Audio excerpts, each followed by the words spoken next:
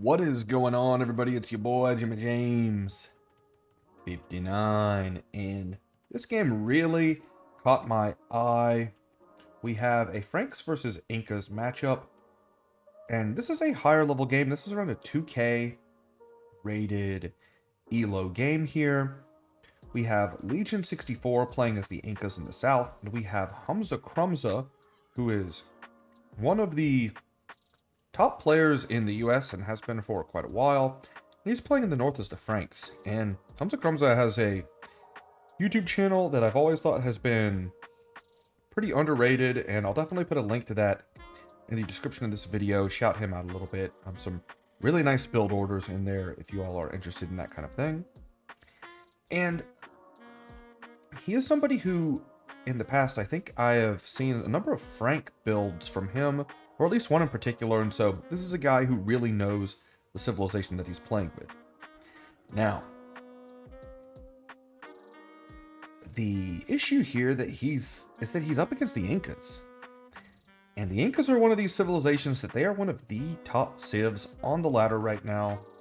You have counter units in the mid game for pretty much everything, and you have a really strong food saving bonus now that, you know what, Incas feel really, really strong. And they have one of the best win rates going right now, and they have a nice economy. I mean, the Incas just feel like sometimes they have no weaknesses. So it's going to be really, really interesting to see how Hamza Krumza plays this one. He opens cavalry, which is pretty traditional with the Franks. He decides to open men-at-arms to deal with the possibility of eagles, right? Franks are a civ that have a much more flexible opening than I think sometimes you get credit for. Getting the free farm upgrade is actually really nice for them, because what it means is that if you want to night switch in the castle age, say if you open something like archers or men-at-arms into archers, then having those wood upgrades means that your farms don't need to be reseeded during the transition to feudal age. And that's a really nice bonus. Plus, not needing to get bloodlines also saves a lot of resources. And so this is just one of the reasons that I think that the Franks have a versatility that's pretty underrated. Now, in terms of the map, zooming out a little bit, what we're seeing, I don't like this map for our Inca player, right? The back berries are nice, but this gold is, not only is it the really ugly H gold that's hard to mine around, but it's also on a hill. You couldn't ask for an uglier gold pile in my book. And this gold back here you can get to is nice. You can maybe try and wall up here. This little, these cliffs here actually make it pretty interesting to wall. Now for our Frank player, this side of the base could be pretty easy to wall. The front is very open. So if I were the Frank player here, I would either open scouts or men-at-arms. And it looks like we're seeing a early barracks, which does suggest some kind of militia or men-at-arms play. Maybe we will see a drush of some kind. Now this is really interesting generation. This is actually fantastic generation. You all out to here and you're good. Wow. Got really lucky with the gen there. And yeah, so this is just by some of the random map design, this is going to be a pretty interesting opening here. And we see that it looks like Hamza Krumza is going to find himself on the way up to the next age and putting a house down. And I think at that point we should expect to see some militia hit the field. Gonna put another house down. Yep, now the militia come out. Our Inca player has also clicked up with a pretty early time. A little bit of idle TC time, nothing too extreme. We haven't seen the barracks come down just yet. But the fact that that's true means that we probably are not going to see any kind of men-at-arms play, as this eagle's gonna take a little bit of a ding. Ring-a-ding-ding. And I don't think, well, we're seeing the barracks now. The real question is eagles or archers. You could open eagles, especially since you're getting a nice discount on them with the Incas. But I don't know. It's going to be tough. It's going to be really interesting. But as you notice, we don't see anybody on gold just yet. So, as stops, and he's gonna. Oh no! He's gonna take a little bit of damage. These sheep should not go anywhere. Nice try though. Nice try. Okay, so it looks like we have 2 militia coming in, and this is just gonna be a 2 militia drush and. All right, so nice little 2 militia drush and a stable. I actually really like to see that. I kind of like that approach myself. I was actually doing some builds similar to this a little while ago. Maybe I should do a build order video on this principle. Well, with Franks, it's pretty nice. You're getting your eco upgrades, and we're going to see a little bit of a harassment. These militia, it's probably not going to kill anything. Now, it does look like we have, from our green player, spearmen coming in. And so, making the right call here, right? Maybe sensing that that scouts are coming. But not really having a counter to these militia, though. The eagle's going to do okay now that we're in the feudal age. These militia are still going to be doing pretty well. And we're just going to see mass pikemen, I guess, as the scout's going to get a hit there. And yeah, just going to use these cheap spears to trade and get a hit in on that guy. And well, now your militia are gone. And so now we are at a point where it looks like we're seeing some spear defense. And if you're Hamza Krumza, you have to decide really what you want to do. How much you want to commit to scouts. How much at this point you do want to commit to feudal aggression. Looks like we're going to see... We have 3 scouts here. We're going to see a 4th one come on the way. At this point, you don't see any other military buildings. Looking like our player in the green is going to want to play some defense. That wall is already... Does he have this walled up? He doesn't have this area walled up. But he's got some spears here to defend. And spears are going to chase there. Maybe thinking about walling up there, but not with the scouts hanging around. 3 spears, really pretty economical defense here for our player in the green. And you can see in this food count here, right? Because remember, you're saving food on these spears as well. So food really is racking up. In fact, let's go ahead and take a little look-see. And yeah, about 200 food ahead right now, which is not bad. Again, going for this more defensive approach. We're not seeing any more commitment to scouts, and looks like, scouts he's gonna try and use this hill. He's got another spear coming out, so yeah, not really getting much out of those units. Even those the Frankish extra HP on the scouts, and I think we're gonna see our player in the red here just kind of try to wall up. Hopefully wall up to here. And I wouldn't say that this has been a passive game, so to speak. It's just green has taken a much more passive approach. However, green is actually not on gold yet, which is surprising. He's just content to play this defense with spearmen. Got enough farms, got villages on stragglers. You could try and send those to gold and defend that there, but I think what our red player is doing here, though, notice Hamza Krumza has no idle time yet, so really macroing well behind this. Our green player is macroing well at the same time.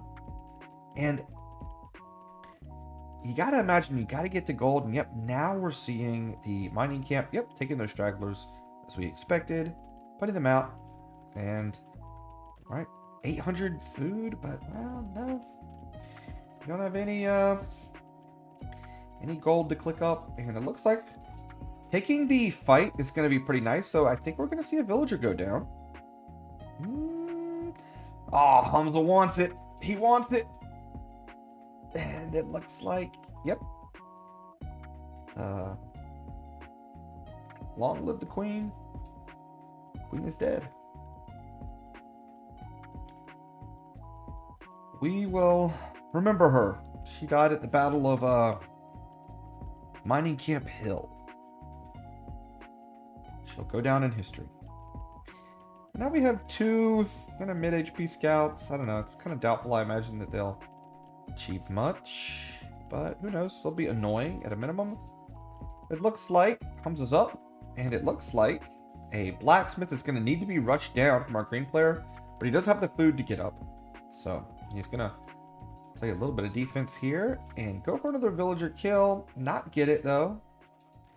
Tried to attack that farm. That's the thing about players at this level. They're very, very cagey. Looks like green's going to click up. Yep, cute behind a villager. Cancels the bill. Very smart. I mean, these guys are playing so well. And for our green player, I don't see another stable. So this is looking like a night opening in the mid game. For our player in the green, we're seeing commitment to the infantry armor upgrade. We have not seen another barracks yet, so hard to tell at this point if we're looking at eagles, if we're looking at some kind of a pikeman defense. Pretty interesting. This has been a really good game so far. Seen these scouts jump in here? No. Not gonna find anything, but even though, right, these low HP scouts, they can't fight, but they can gather information. And this might be a reason that green, so far, has not put down any military buildings, because maybe he doesn't want to show what he's doing. However, the fact that he's not showing what he's doing means that, you know, he's not massing archers up. So, you know that if you're red. And looks like we're going to stone out here. I gotta admit, kind of an unusual game, I gotta say, from our player in the green. I haven't seen anybody play quite like this. And gonna get those down. Look at those walls. Going ahead. Kind of walling that up. Is that open there? If that was open, that's a really great catch from Hamza. Oh, seeing a little bit of an opening there, and looks like our green player is going to knock that down, and a lot of res. Going for pikeman. Okay, so looks like we're going to see 1 barrack pikeman play. I mean, okay. This feels kind of risky to me. You really run a risk here of getting overrun by knights.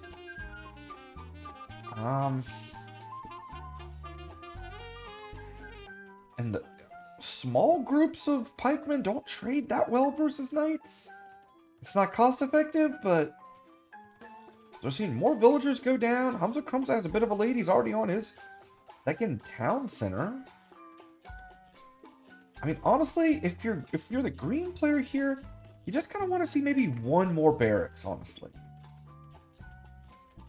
But he doesn't really have the economy for it, so I guess he's stuck with it. He's got bills on stone. This is nice CC to help protect things. He's going for town watch, so we are seeing a major clash of styles here. We're seeing an ultimate defensive approach. We're seeing a commitment to knights. We're seeing a bit more economy as well from our red player. Honestly, I like red's position quite a bit here. However, the Frank's technology tree is not nearly as flexible as the Incas. The Incas are definitely a civ that feels like they have all the counter units you want. As another bill goes down. So the Franks are powerful though, and that like you can really try and win this thing with eco. And I think that that's what our Frank player is going to do, right? So the Frank tech tree is not great, but the economy should be a little bit better. And you just like to see another blacksmith. Or another barracks, excuse me. Meanwhile, green is quick walling and having to pull off a lot of fancy moves, so you gotta admit this idle time has been superb. But he's lost 6 vills. He's down 12. And he's only on 2 TCs, while our Frank player is on 3. So this eco lead is going to continue to grow. And this defensive approach, at least at this stage of the game, is losing a little ground where we're seeing a bunch of knights come in. We're seeing another villager go down. And basically, Green's economy is just being ground to a halt. Look at the worker efficiency here. Man. Now, the monks are going to come out, and this is going to make a pretty big defensive stand for our Green player. But still, I don't know. See another town center. This is tough. This is tough.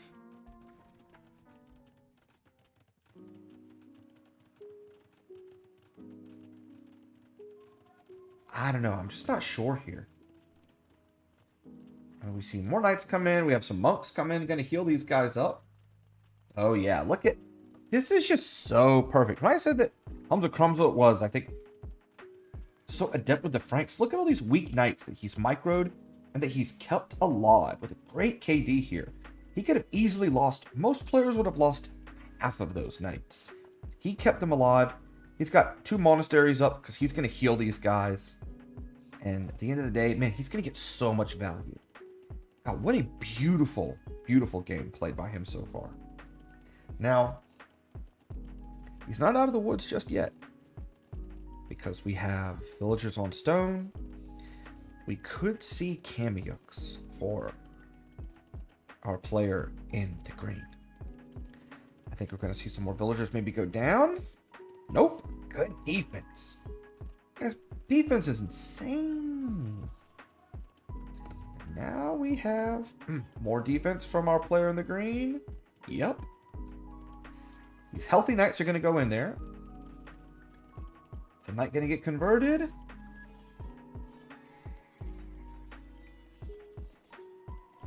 These knights only have +1 armor, so if pikemen are there, you really can't fight underneath town centers. I mean, you can a little bit. Not if pikemen are around doing a lot of bonus damage. And we're going to see... You have to suspect this is going to be a conversion. No! Wow. You have 1 relic for each player. The villager lead now, it's only 13. So our green player is keeping pace. This has been such a good game. Hamza Krumzo's had a bit of idle TC time. Now, if we could take a look at the economy for just 1 second. Hamza Krumzo is much further ahead in resources. But the Incas save so much food as somewhere night went down. Oh, there it goes. The Incas save so much food on military. But you know what? Our player in the green hasn't been making a lot of military. So maybe not getting the most out of that bonus. We are seeing a castle here. You have to think that we are going to see... Oh my goodness. This is an extremely ambitious castle. No way that's going up. No way. And Hamza's going to push here. I think you have to make this castle defensively now, I think. Yep, you have to make defense. But can you? I mean, you're being flooded. Now these knights have +2. Oh, man. This is timed perfectly. And green calls it. Wow. Really nice play from Hamza. He knew exactly when to dart in there. That was great. It just goes and shows you the power of having the timing.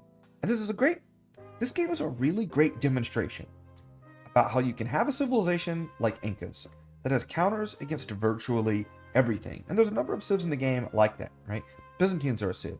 You have a great counter for everything. I think Poles are a little that way. I mean, there's a lot of really flexible civs in the game. And yet, gameplay, actually playing the game, right? Using your army, scouting, finding out what your opponent's doing, chipping away little by little, and then having an army that can't be stopped. Right? Macroing behind your strategy. It just goes to show you that at the end of this game, right? This is a game that is just as much about skill, about tactics and strategy, as it is about civilizations and their balance. Now, don't get me wrong, Franks are not a bad civilization by any means. But Incas are kind of the, they're kind of the, the popular kid right now. I think a lot of people are trying to figure them out. And well, I think Hamza is here to show us that the Franks still riding high in the saddle. That being said, guys, I really hope you enjoyed this game. I had a blast watching it. And yeah, I'll see you guys hopefully out there on the ladder. All right, peace.